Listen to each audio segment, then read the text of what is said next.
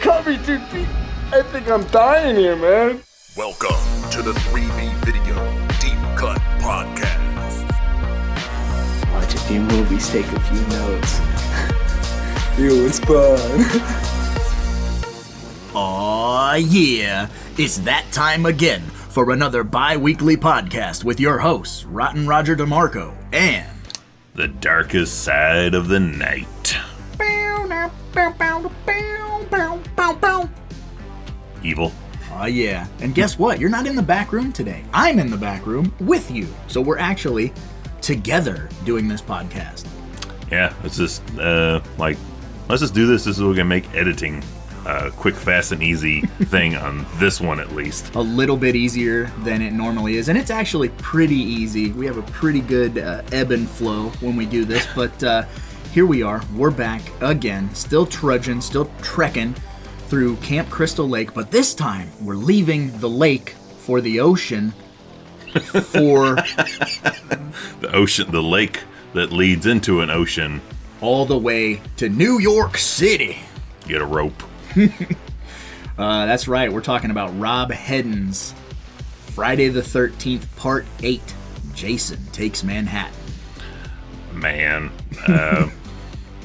This is, part 2 of the 4-part Kane Hodder saga of the Friday the 13th movies. I almost called it a Kane Hodder trilogy. I almost interjected and said trilogy, but you just said trilogy. It's a quadrilogy. Which was made popular by the Alien franchise before. Yeah, I didn't know that was a word before. Like quadrilogy. Like, Definitely not. Make that shit up, or is that an actual thing? That is fake.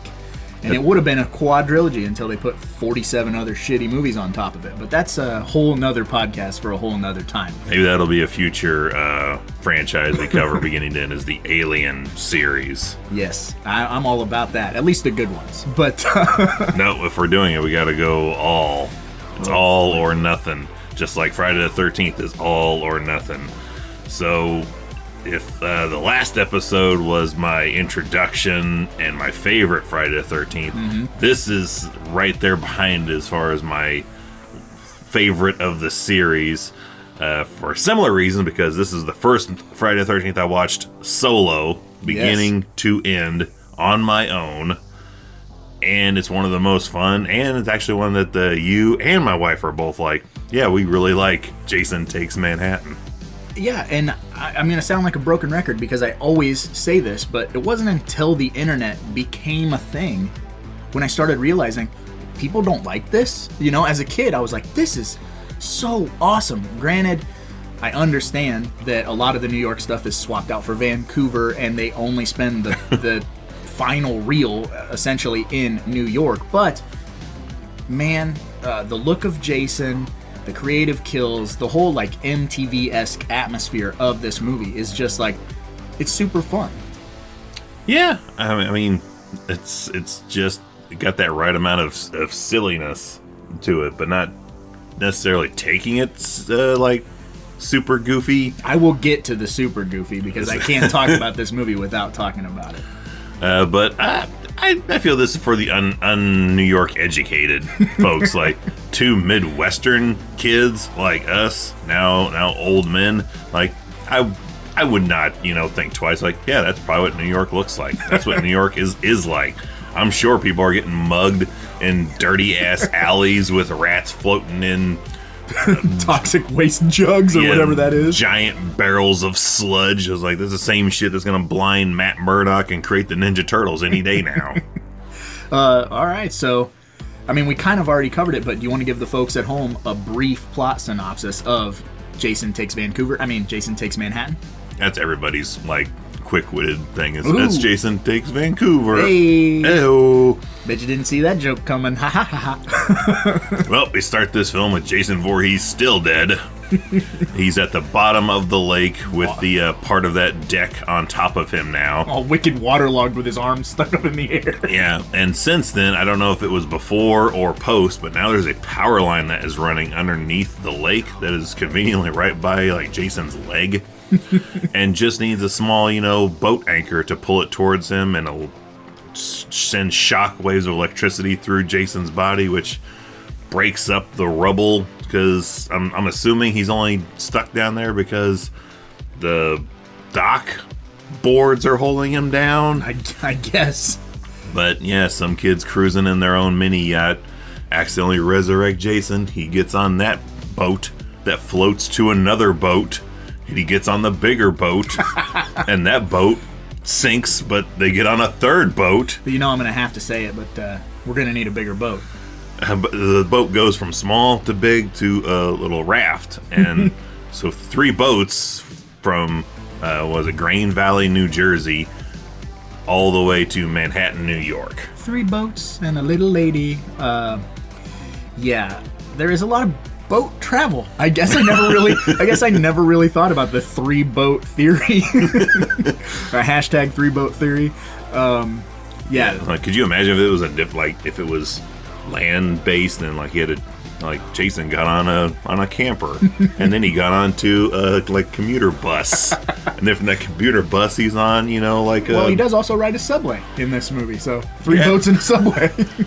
Now we're having a song almost, because Yep. he's just going to use different modes of transportation to get around. Like, now it would be, he's on escalator. Well, deleted scene, he's on that escalator too. That's true. Where he knocks somebody, face palms them on an escalator.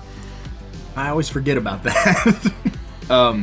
And I would go back, because I used to call bullshit all the time about that power cable running through the lake. I still kind of do. And I'm like, I don't think that's a thing. And then, lo and behold, our tech guy, Remix, was like, actually, he pulled the actually on me. And, he's like, this is a thing. They run electrical or internet and all this other stuff through water.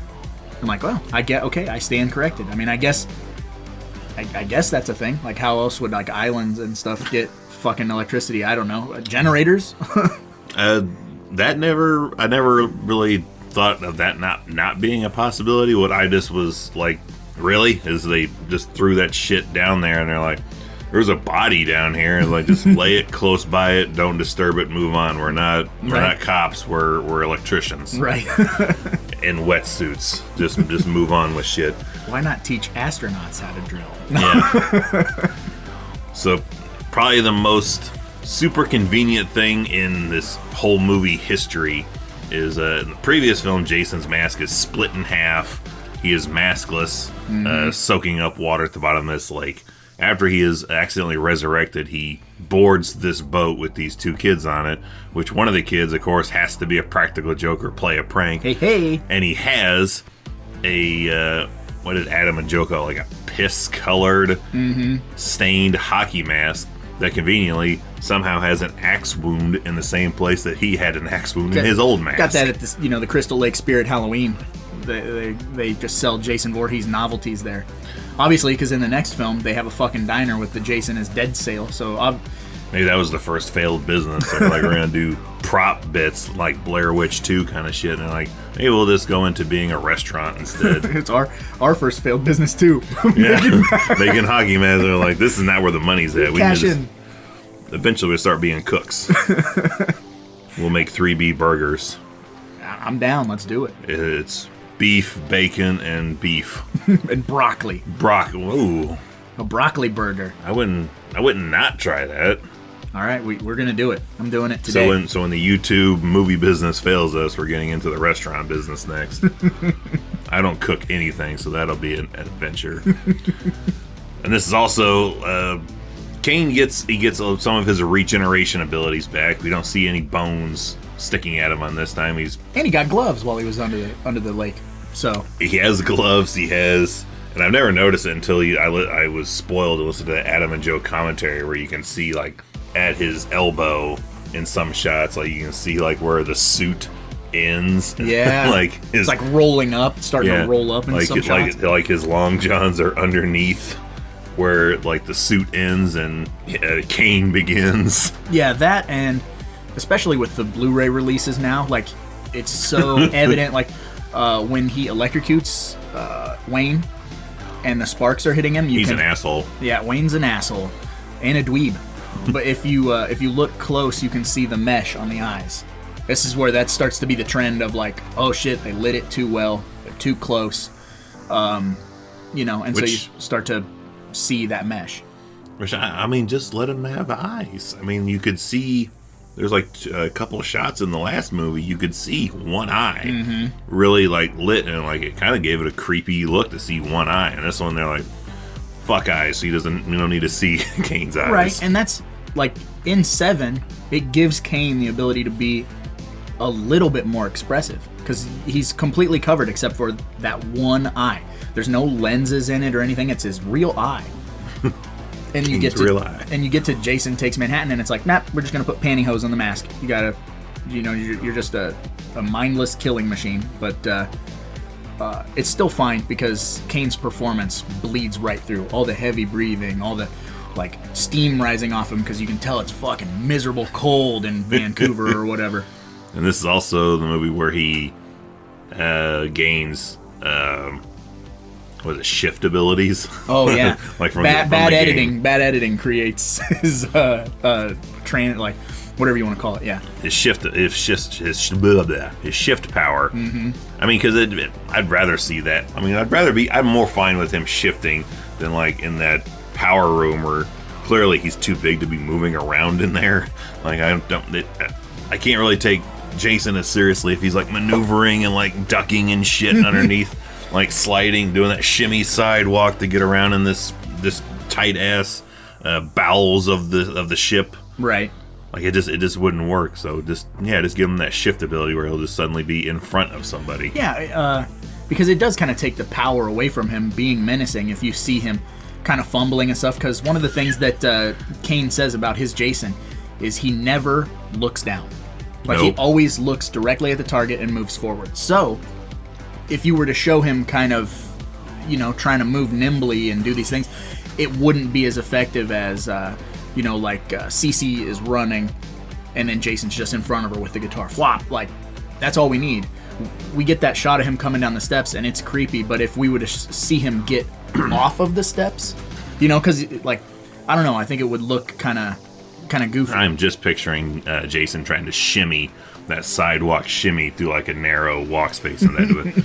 But yeah, I mean that's impressive on a different, like on a filmmaking level now, is when he's coming down those steps after JJ. Of course, I meant JJ, yeah, not CC. CC. That's Scream 2, my bad. When he's coming down the steps, one you can hear just boom, boom, boom. But I can't imagine, because those steps kind of they're designed kind of weird. Like it'd be hard not to look down to see where you're going because there's hand railings, but they go straight down. So you're kind of taking steep. Yeah, super steep. You're taking like a half a step forward to the next step, and imagine like you're not looking at your feet, you're looking straight ahead, not down where your feet's going, and you have a mask that's putting another like half inch of gap between where you and what you can see is, so your depth perception is off. I'm like, nah. Yeah, after working on Tapehead and Dylan not being able to see, I could only imagine. He would have broke his neck trying to go down those steps. It'd have to be 3 of us at the bottom of the steps with our arms out ready to catch him when he falls. Yeah, so what about favorite kill in this movie? You got a favorite kill? I do have a favorite kill, because this is actually a kill I argued with the wife about, and we actually, when we got to meet Kane, we had him sort of solve the debate between us. And I had him sign the back of my autograph that I won the debate. Because the wife's most impactful kill for her is the dude in the sauna. They get stabbed with a sauna rock. Which was totally an aftershot, because he was supposed to get stabbed with darts in the eyes. Yeah, he's supposed to have darts in the eyes. And even Kane told us, you know why he's got that towel over his face? Like, that's a different actor. I mean, that was a reshoot later, so they didn't have that same guy anymore. Which I wouldn't even have thought, I wouldn't even put two together anyway, because he's got that. Yeah. He's got that mask, like that headgear, yeah. That headgear on when he's boxing Julius. So I've been like, you could have put anybody there, and I've been like, if he's saying he fought Julius, I'm assuming it's the same guy. Right. But she always thought that rock going into his gut was the most, or it looks like it's in the gut, but then that top shot, it looks like it's in his chest. Mm-hmm. That's her most impactful. I always thought when he takes Uncle Charles, oh boy, and drowns him in a drum of sludge upside down. I was like, that is, I'll pay you, please. That I always thought was like, oh, that would be horrible to drown upside down in New York sludge. There's fucking all kinds of gross shit in that barrel too. Like, not just the surface stuff, because you see the rat floating and stuff, but you know there's all kinds of other nasty shit. It's like Campbell's soup. It's chunky in there. Oh fuck. That's gross. Super chunky. So that is my and Kane's like, yeah, that's the worst kill to like if you had to go some way in the movie. You think that was a stunt man? Like, there's no way that actor was like, yeah, go ahead, fucking slam me in that shit. I mean, I feel like it was a real guy at least taking the plunge in, but then some fake legs that he's holding on to when he's doing the drowning part. I don't know. You think those are fake legs? You don't think that's a stunt man? I would want to say that's a set of fake legs, but it's probably a stunt man. Like today, I would feel like that's totally fake, a fake body. But I'm like, in 1989, I'm like, nah, yeah, that's probably a dude. That's probably a dude they paid somebody handsomely for. Yep, that's Rick Dalton or whatever. Rick Dalton. My favorite kill, which I've talked about a million times on our channel and all over the place. Yeah, I talk about this all the time, but obviously it's Julius, right? Because he's a boxer. He's one of the only people in the entire franchise to put his hands up, go toe to toe with Jason, and it always left an impact on me. I love it. No matter how many times I see it, it never gets old. Like, if I'm just scrolling through YouTube and it's like Julius's death scene, I'm like, yep, I'll just stop and watch it. Like, I don't even need to be watching the movie to be like, I'm in the mood to watch Julius die. Beat the shit out of Jason for a hot minute. Watch him just wreck his fucking hands. Oh, yeah, it's super good. I feel like my hands hurt watching how hands, at least, maybe this is in my mind, I feel like his hands, like his fingers and shit look super swole. Like they're ready, like if you just put a pinprick in one of his hands, they just explode from the swelling on it. Just straight up punching a hockey mask. That's meant to stop hockey pucks from busting your face, and he's just swinging at it. He's undefeated, you know. Yeah, he's undefeated and won. Yeah. Today. I love that in the movie when he is boxing that guy, like on the ship, and they're just like on a couple of like tumbling mats. I'm like, what is this? Is it a sparring? Is it sanctioned? What's happening? Like, because there's a crowd around, everyone's cheering. Is there a Crystal Lake boxing club in high school? Yeah, does he count that? Like, he knocks that guy out. Like, does that go on his record? That's like a early UFC when people are like, I'm 500-0 in my street fights. Like, that doesn't make any sense. I just watch it nowadays. I'm like, the crowd of like 5 or 6 other teenagers, I was like, they're too close. Yeah, way too close. Someone's gonna catch one of those hands because they're just right. Like, imagine like a full-fledged like fight going on, and you're within 2 feet of it, and you're one of the spectators. Like, I'm gonna get hit. Yeah, I need to back up. I wish I still had the numbers on hand. You'd have to go way back on our live stream, which another thing that makes this a sentimental movie. This is the first live stream movie we covered where we became monetized on YouTube. That is true. But I did some math. You have to go back to the live stream to see it. But I was calculating like what it would cost all these kids, or what it would cost each individual kid of this graduating class, because they're a graduating class of a high school that is taking a trip to New York City from New Jersey to New York, and it's like 5 or 6 times the cost if they just drove them there on a bus. Mm-hmm. plus renting the boat. Yeah, it's ridiculous. Yeah, because you got to pay the whole staff of the boat. Like, they got cooks and shit. Like, it's not. It's not I like. don't know if I didn't see no cooks. They apparently had a full bar that was sealed off and a dance floor, which comes into play later. Feels like they would have to have cooks. Like, what are they supposed to eat? How long's that trip gonna take? Technically, I think we looked up, the trip would not even take an hour, 2 hours to do. So they're really... That's ridiculous. Like, they're really stretching out the time it takes to get from Green Valley, New Jersey to Manhattan, New York. We're just going to float on down. And it's going to cost you a fucking $1 million. Yeah, maybe they just didn't use any like, gas or anything. They just like, let's just use the wind. Let the current take us. If the current takes us to Manhattan, then that'll easily take up 4, 5, 12 hours of time. But yeah, it would have been faster, easier, and cheaper to just bust these kids. 2 hours, you wouldn't even have had time to, like, they do all kinds of shit in that montage. They're like shuffleboard, they're fucking shooting skeet things. They're dancing. If I'm supposed to be doing a tourist thing with my class in a different city, I am not an hour beforehand getting into a boxing match.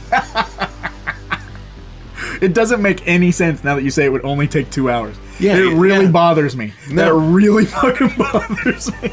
They have time to have boxing matches, go to saunas, relax from it, go to the dance floor, Do coke. Play the shuffleboard, walk around, Get thrown off, get pulled back on. which would have killed her. Yeah.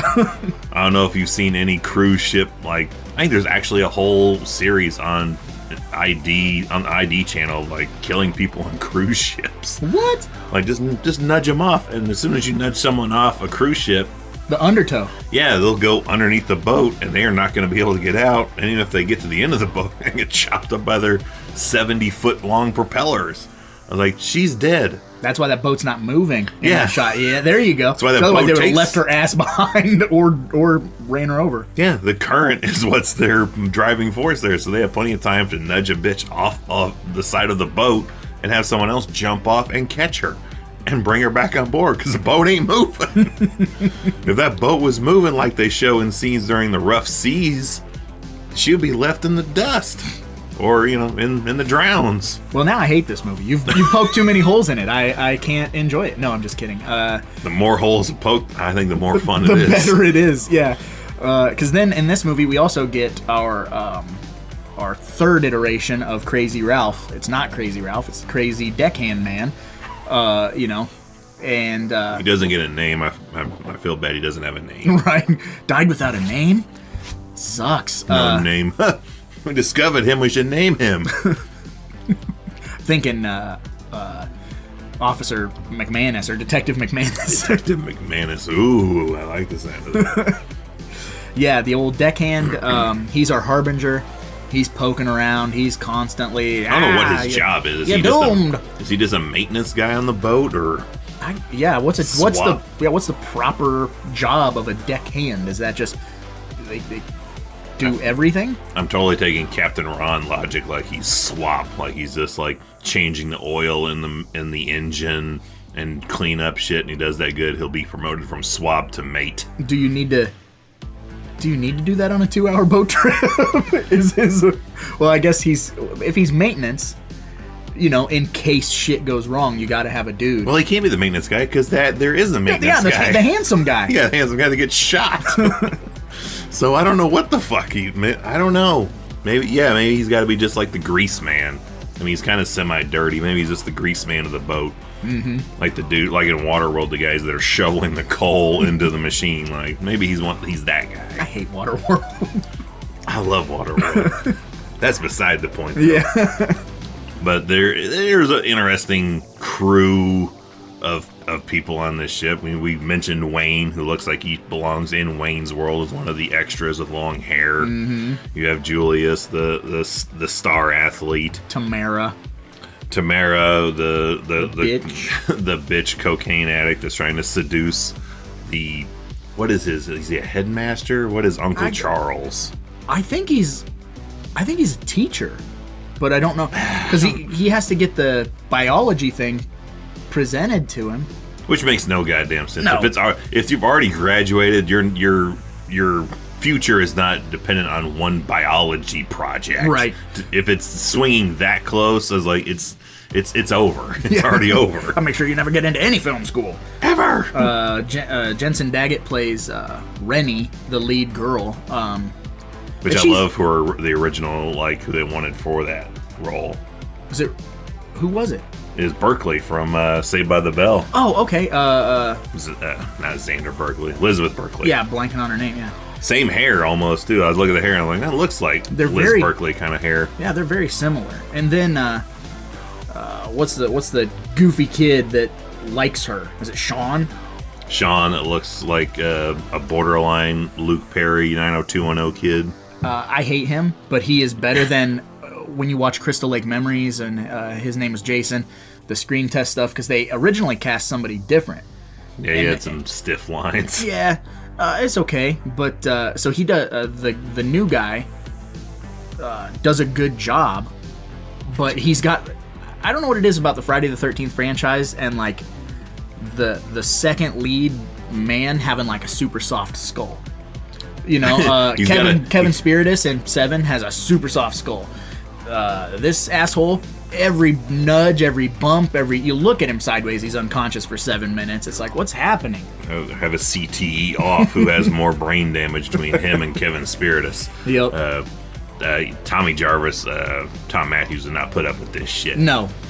He's the only time he is knocked out is when he is drowned in that lake by Jason. Is he killed? Yeah. Yes. So we have him. We have Uncle Charles, which is he's dual rolling, playing like the non-believer.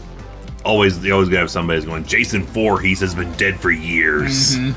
I'm in charge of this ship. You give me a goddamn live suspect. Always have someone that's gonna naysay it. And then he's also the male counterpart to Tamara that's like, I can't wait to see this fucking guy die.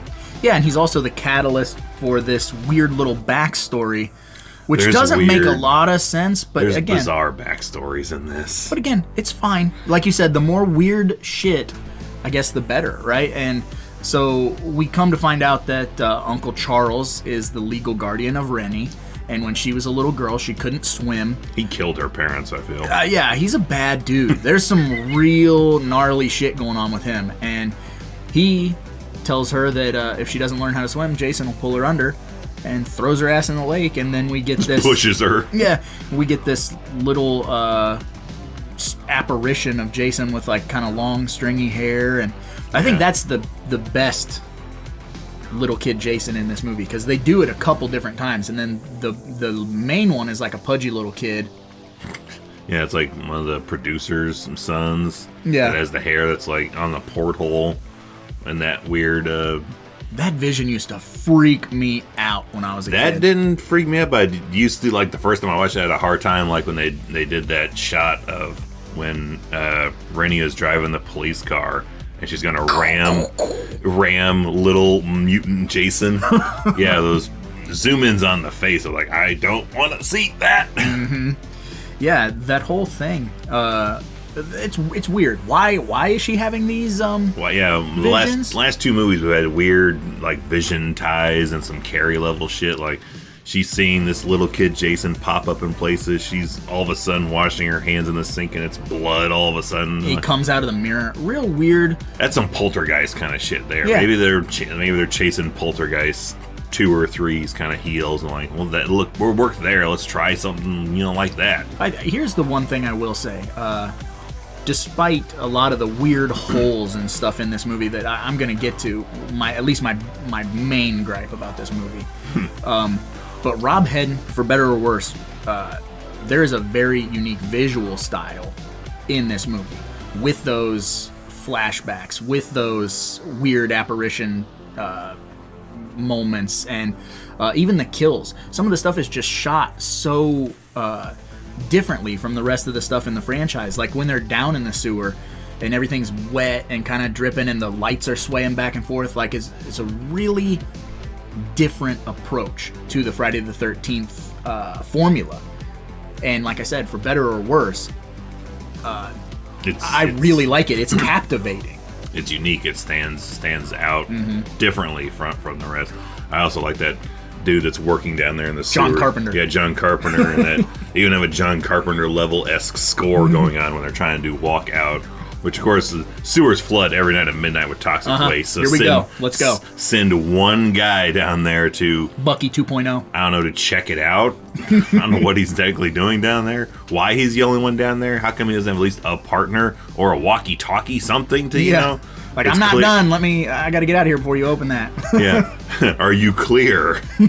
Yeah, there's got to be like a two-party system in this involved. It's the city of New York, for fuck's sakes. Otherwise, they're just killing maintenance men every night. Yeah, they're just liquefying maintenance guys left and right in New York City. It's a rotating job. Yeah, don't even bother training him anymore for it. So since we're here, we're going to talk about it.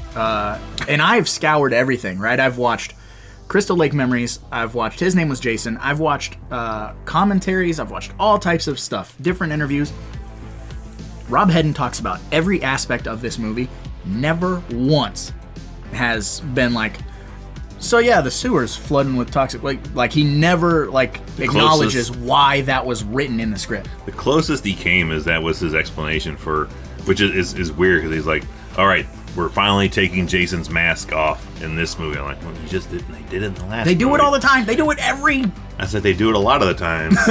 Like it's a kind of more weird to not see it happen than to see it happen. Mm-hmm. But his solution for like, how are we gonna make it look okay or passable or where you're not quite able to see everything so super clearly? And he's like, toxic waste, throw. Because on top of flooding the sewers with this shit, there's just random buckets of it. Sealed buckets of toxic waste just fucking hanging out in the sewer, which, of course, this movie shot out of order, so you can see when Rennie throws this bucket of sludge on Jason's face, it's green. But you can see in previous shots some little bit of that green residue left on the mask. Mm-hmm. Because didn't shoot this in order, so like a little bit of that toxic waste is coming later. Yep. And he makes, of course, sounds when he gets hit with it, which the sounds don't bother me, but this is something I never considered until probably within the last couple of years, is get to the end of the movie, he's trying to grab them on the ladder, Jason turns around to see the water toxic waste coming at him.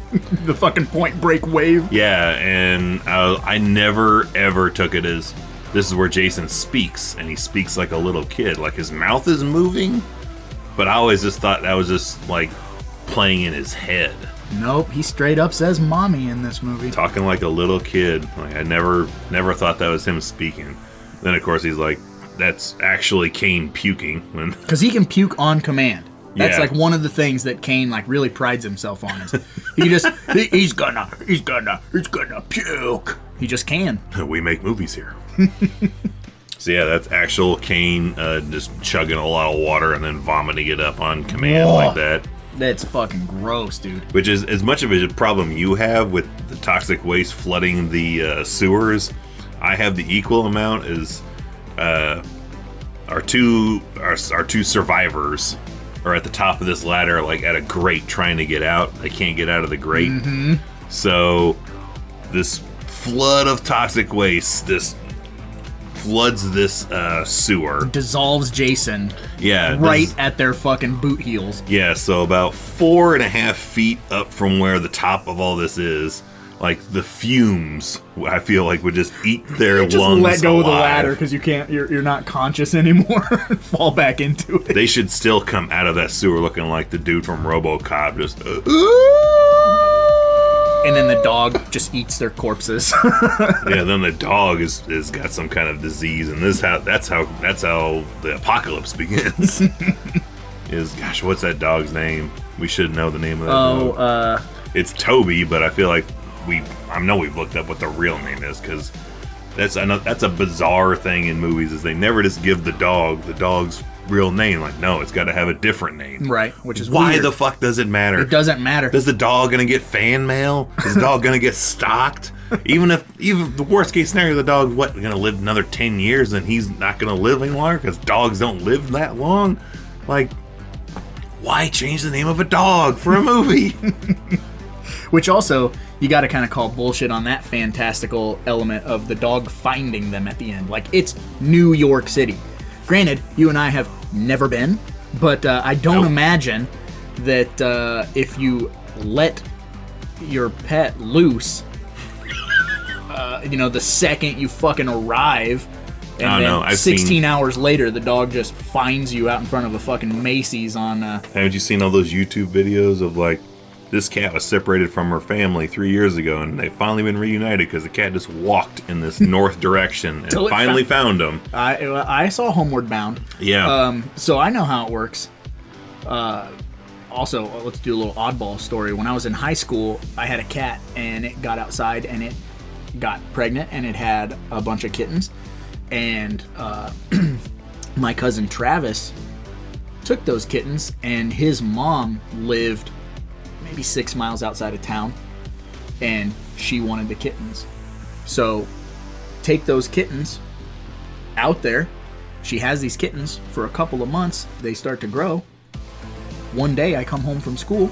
All of those kittens are on my porch meowing for their mom who's inside my house. They made it all the way back to my house. So maybe it's not that crazy, I guess, but I don't know. I don't know. I don't know either. Science, bitch. I don't know. They got fucking tracking beacons in their brains or what? So other like key fun scenes in this movie we didn't get to yet. A couple that I like. One that the wife and I both enjoy is when Jason is killing Tamara. He kills her with a shard of glass, but we always really like, because it's in a bathroom, so Jason busts through this door, knocks her against the wall. He walks up to like the vanity mirror in a bathroom and just fucking punches the shit out of this mirror. And you can just see... It's like Predator 2 punch. Like, it's awesome. You can see the rage in Kane punching that mirror out. It's BAM! that always was a fun shot. And of course we have the infamous... Kelly Hugh. Yeah, Kelly Hugh with the teleportation on the dance floor, with that stunt woman taking the most incredible dead fall from getting choked up in the air. It's amazing. Does not protect herself at all. Like, falls just like he had just murdered somebody. And you got, of course, the trivia bits of Ken Kersinger as the mongoloid dude in the diner. Yeah. I think it's thrown against another mirror, and he also has his double scene where he takes what would you call one of the least impressive car getting hit by a car stunts in movies. It's horrible the way that he like, you see him move his hands to protect his midsection and takes this bump and then does this thing when he spins out. I don't know what it is. I hate it. And then the other scene where he's Jason is when he's coming off of the subway and they knock him onto the tracks and he gets electrocuted. Even Kane, there's some interviews with Kane where he's like, yeah, when I finally got to see those dailies, I was like, why is he walking like that? He looks down, he does and Kane's like, I would never look down, I don't look down, and this asshole is fucking up this shot. This asshole's looking down. Why you fucking up how Jason walks? Ken Kersinger, you big lumbering bastard. Maybe that was his entire interview process for Freddy vs. Jason, like, so why should we hire you instead of Kane? He just dropped his head down. They're like, oh. That's a whole new range of emotion. Well, this guy's bringing something different to the table. Hired. Yeah, let's put him in fucking 6-inch platform shoes and he'll do a great job. We'll get to that. Fuck. We'll get to that in a few weeks. And then probably the most famous, I feel at least the famous shot of this movie is they had like a couple hours on Times Square, where they got to section it off and do a shot of Kane like just looking around at Times Square. It's real good. That right there could have been the whole commercial. I know they did that cool like Sinatra type deal. That teaser thing, which they also had issues with the poster design, because the original poster was the I Heart New York with Jason slashing through it. Mm-hmm. Tourist boards like that. We don't like that. I'm not a great big fan of that. You guys can't do that. Yeah, I agree. That could have been just the trailer, and I'd have been like sold. I never even saw that teaser trailer until I ended up buying the DVD set. I'd never seen it before. Really? So it looks, to me it looks weird to see Kane Jason from behind. It looks like he's in like a trench coat or something. It looks like a slimy trash bag. Which maybe that's why Ken slides off that car so easily, because he's just covered in KY jelly. Yeah, that's the other thing. You can't talk about this movie without talking about the fact that Jason is perpetually gooey. He is super gooey. Entire movie. Like, he seriously never dries off. And when you think he might dry off, it fucking rains on him, and he walks on the bottom of the fucking ocean to New York. So he's wet the rest of the movie. Yeah, there's the other debate we have is, does Jason walk on the bottom of the ocean Pirates of the Caribbean style to get to the harbor in New York, or is he it's just like holding... Land of the Dead. They just fucking walk. Or is he just holding on to the bottom of the raft and just floating with them, adding extra weight for the two guys paddling, like biding his time for the perfect moment to murder them individually. He's playing the long game of like, if I tire them out by adding an extra 200-something pounds to their rowing process, like they're not going to have enough strength with them to fight with me once we get to where we're going. I have never once in my brain visualized Jason hanging onto that stupid fucking raft. This picture that he's just got his two hands on two ends of the raft. Like two ropes, like... Yeah. and his like just feet just dangling in the water. Sharks like, and shit. Letting the current just kind of pull him, so he's at that weird kind of angle like this the whole time, just still breathing even though it's underwater. The next time we meet Kane, we're gonna bring that up. Like, how the fuck did you get to New York? That's our new debate. So did you walk there or did you just catch a ride? And what he says will be gospel, and we'll take it. Yeah, that'll be the next. All right, sign our autograph. Who won this debate? And I will brag to the end of time if I win 2 debates. And he just held on to that shit. I'm telling you, he walked. If he walked, I feel like it would take him another like 3 days to get there. I know we don't necessarily do. He is teleported that way. He's teleporting this. He teleports to the dock from. He teleports straight from the dock, from the boat sinking all the way to the dock. I know we don't necessarily do our Gwildor Awards for the podcast, but I have one anyway. I don't know the dude's name, but whoever that asshole is who climbs the fucking tower to try to get away from Jason. Oh, like the warm-up suit guy. Yeah, that guy's a fucking moron, and he deserved to die. Like, you come face to face with Jason, so you can't go forward. You could turn around. He goes up. Yeah, where do these fucking rungs go? They go up, stupid. Like, you're not getting away. Well, you're gonna swing around to the other side of the pole and go back down when Jason gets up there. Like, what was the end game? What's the fucking plan? I don't know nothing on that one. So that guy can eat my ass. We don't have we don't normally have the Gwildor, but we do have exclusive to the podcast the Brown Panty Award. Do you have a Brown Panty Award winner? It's a toss up between 2. It's either Miss Van Dusen, because she didn't do nothing wrong, or Kelly Hu. Kelly Hu is essentially she's a moral compass, but she keeps succumbing to peer pressure. So she's not a bad person.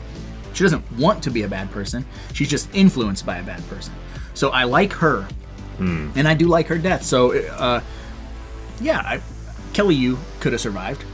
I'm cool with that. She can get my Brown Panty Award. Mine goes to the person I wanted to live much, much longer than they do in this movie. I think they're killed way too soon. I could have used a whole lot more, but I give mine to JJ. Oh yeah, she's amazing. She didn't do anything to hurt anybody either. No, she just wanted to rock out in the power room. I love JJ. I love her look, her style, everything. I would love if someone found her and put her on the con circuit, because my goodness, would we be the 2 knuckleheads that would make a beeline, like fucking JJ from Takes Manhattan is here. Yeah, sign this, Wayne, you're an asshole. So she totally just kind of disappeared like Melissa from Part 7. She doesn't have the death rumors though around her. Yeah, Melissa's still very much alive. I think she's dead. You think she's dead? I think she's dead. Huh. I don't know. Well, listeners? We didn't mention that in the last show. There's a weird rumor going around on, is Melissa the actress alive or dead? I'm going to say alive. Maybe she's just... I say dead.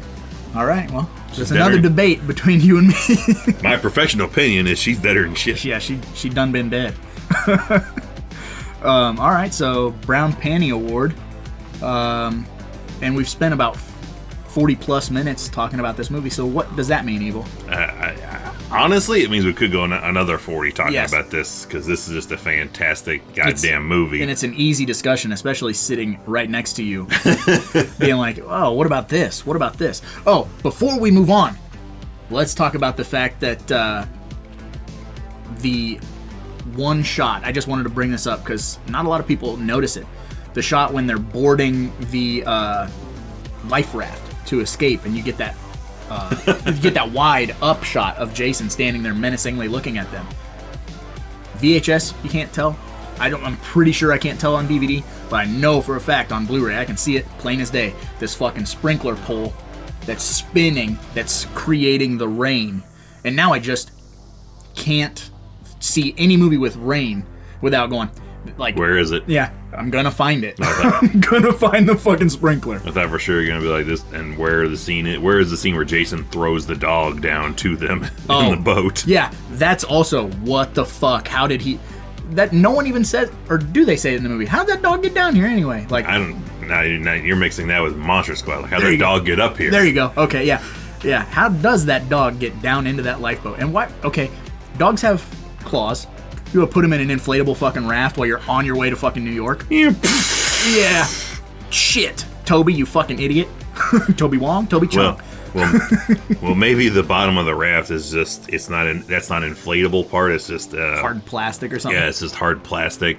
And you just paddle faster. You won't get water inside that thing. Or you just, you have the other Uncle people. Charles just sucking it up, spitting it out. Yeah, you have Uncle Charles just cupping it with his hand and throwing it over his shoulder as they're going. For fucking hundreds of miles. Like, all right, you want to row or you want to throw? Which one do you want to do? Here's the other debate, real quick, before we move on to all of our other segments. How close do you think they were to New York? Because that trip is only a 2-hour trip. How much do you think they had to row? Because in the movie, they do it until it seems like sunrise. Like, it seems like sun rises because it's all foggy and really brightly lit. And then it turns dark again. And then they're in New York and dark. I feel like they maybe went like 1,000 feet out into the water. They were like, we're almost there. No, I feel like the boat went 1,000 feet out and then sank because it's not moving. So they had to just row the rest of the trip. So I would say 3/4 of the trip they're rowing it. Oof. Because that boat never goes anywhere. Sidebar to all that, we like for proof that we enjoy this movie so much. This is like 10 in the morning, and we did not prepare for this. We could just Jason Takes Manhattan. We can just fucking go. We can just bring it up. So fucking going. So begrudgingly, we'll move on to the next segment of this, which again, since we have covered this in a live stream, I don't know if these are going to be repeated 1-stars. Okay. But we're going to take a look at the Amazon 1-star reviews.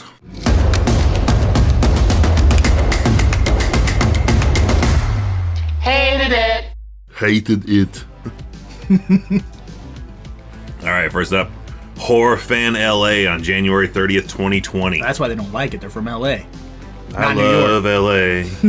I can't stand this film. It's not even campy like the others. Just plain bad. Feels like it was written by some fans whose ideas consist of radioactive waste and letting Jason stand there while some high school kid punches him 30 times. The deaths in this film are a joke and are substandard to the other Friday the 13th films.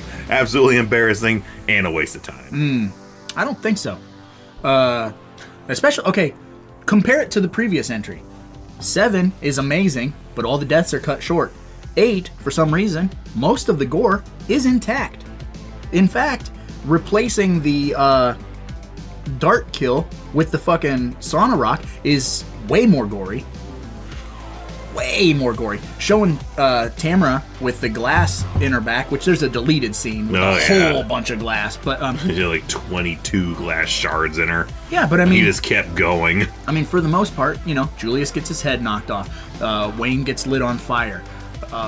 There's a lot of decent deaths in this movie. Wayne shotgun blasts the mechanic in the chest. Which in the camera shot, he looks like Dan from Nightmare 4. It's true, he really does. I was like, Dan? Dan? Hey, Wayne, want to make babies? I can't remember if this is one that we had before, but the name sounds familiar. But this is Weak Heart for Life. Yeah, I'm remembering this. July 20th, 2020. Rings a bell because this is the dude who says... Weak Heart for Life, yep. Yep.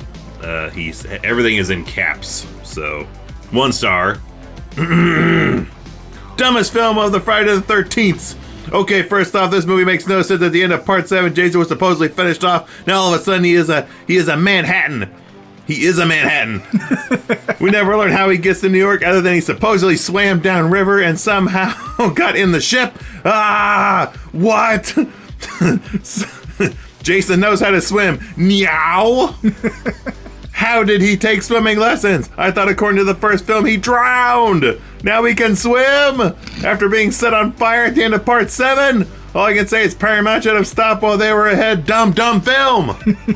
Dumb film. So he is an alcoholic beverage. He is a Manhattan. I like the misspellings in there too. He can do this. Meow. Maybe he just was adding a little sarcasm to his meow.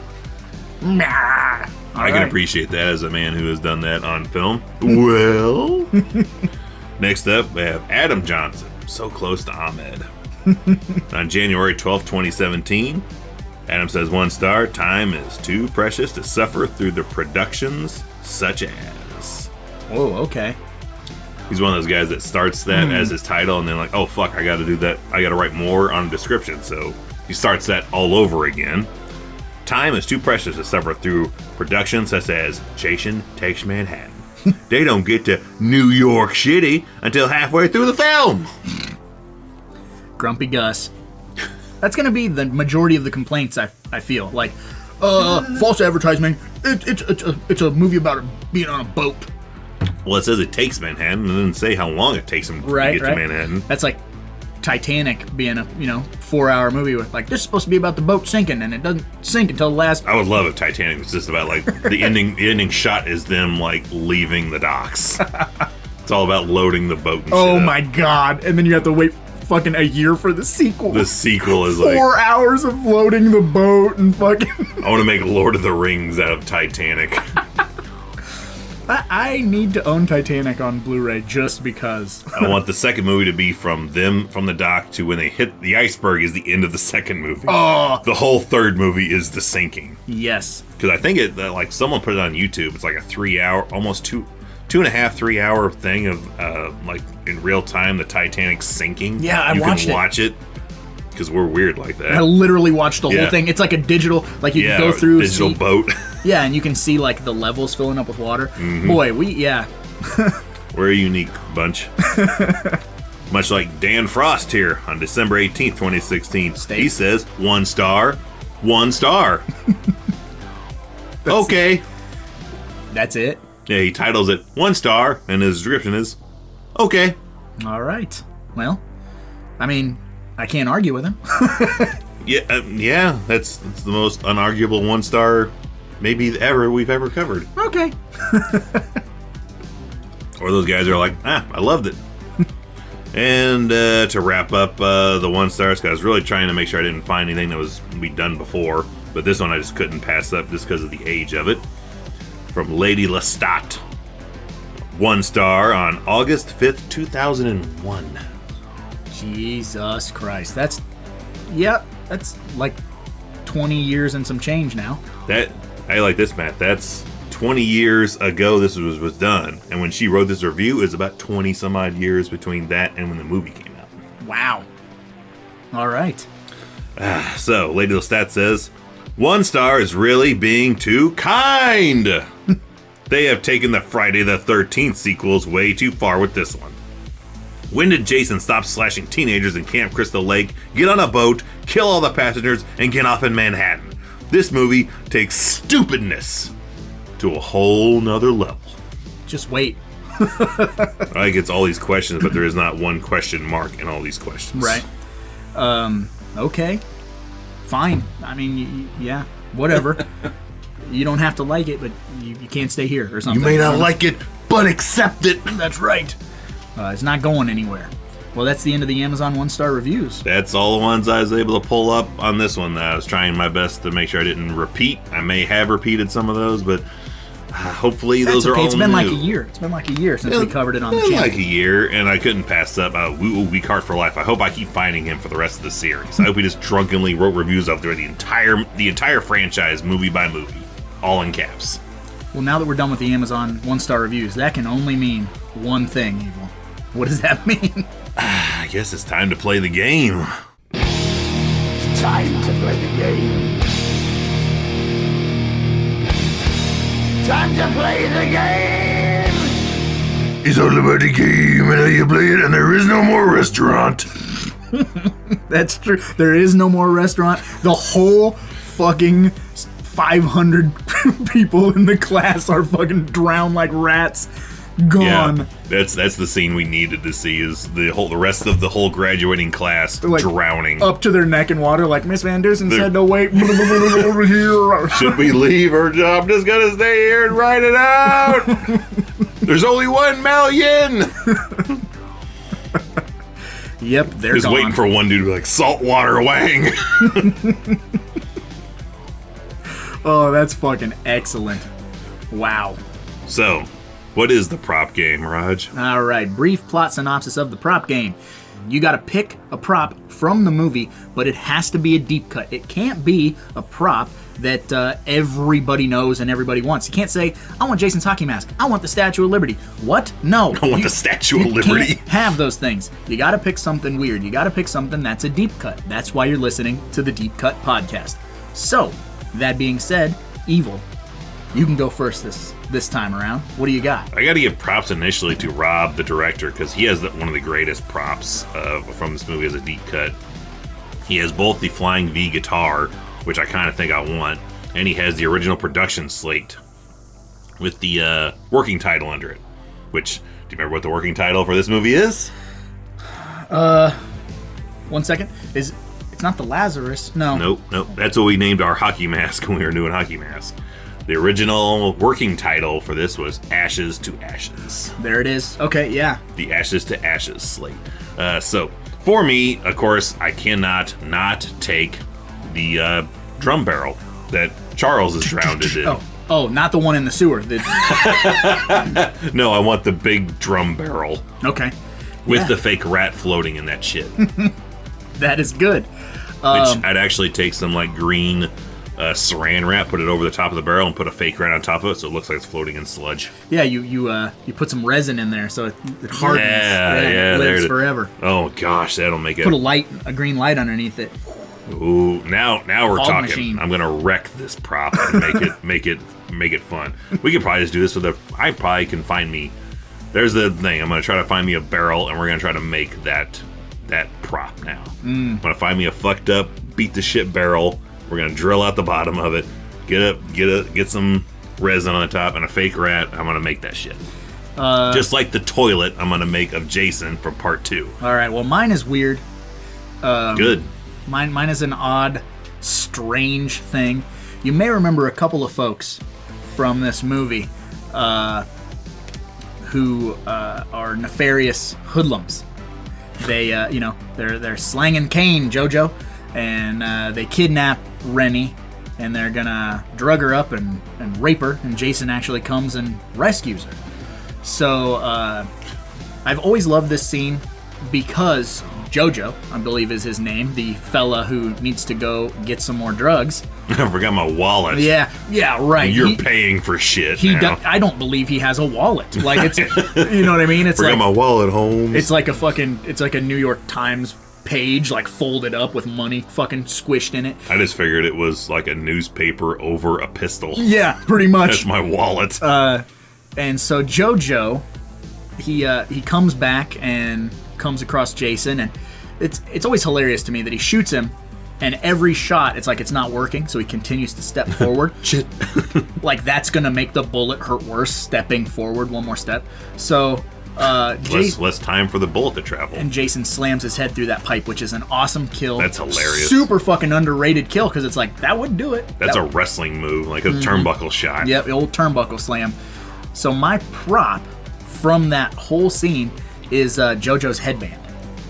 Oh, that like bandana thing Yeah, he's wearing? I want his bandana. I noticed that too a lot when he gets smashed into that. I like the I was hoping you weren't going to say that needle. No, I don't want the heroin I'm like, needle. holy shit. Because I'm like, holy shit, how fucking industrially made is this needle that goes through a dude's chest from the back to the front, and the needle is still on the end of it. Mm-hmm. That's a super strong needle.